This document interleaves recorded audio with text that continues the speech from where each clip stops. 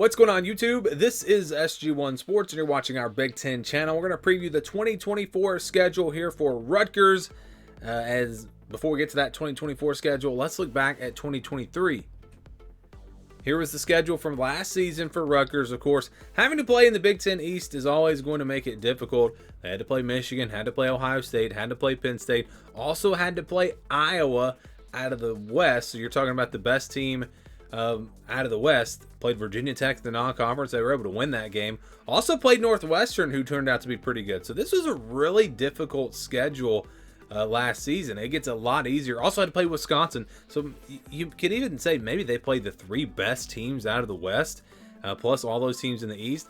This team, with the schedule they had, just getting to a bowl game, very, very impressive. But let's get to this 2024 schedule, which again is much easier. We'll start with the non-conference. Howard, Akron. They do have to play at Virginia Tech, so it's Virginia Tech again, this time on the road. So you could say, the non-conference probably is tougher.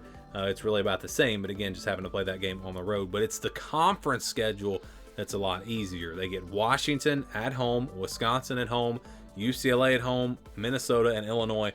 All of those games are at home. Now, so they're going to be tough. Washington, Wisconsin, UCLA, even Minnesota, those could all be tough games, but they get them at home, so they're going to have a chance in all of those games. And then you look at the road schedule, again, Virginia Tech, then it's at Nebraska, at USC, at Maryland, at Michigan State. So what do you notice here just right away before we go game by game? What do you notice? They don't play Ohio State, they don't play Michigan, they don't play Penn State, and they don't play Oregon.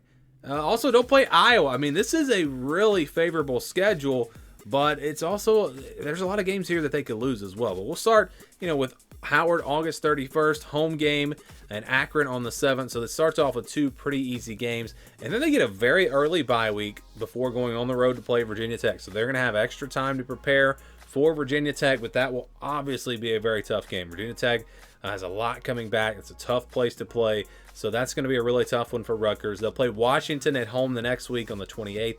Then October the 5th on the road at Nebraska, Wisconsin on the 12th. And then it's UCLA on October 19th at home. On the road at USC on October 26th.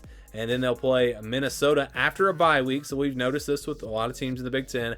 After going out west, they then get a bye week the next week. And that's what they'll get before playing Minnesota at home. On the road at Maryland on the 16th. Then it's Illinois on the 23rd.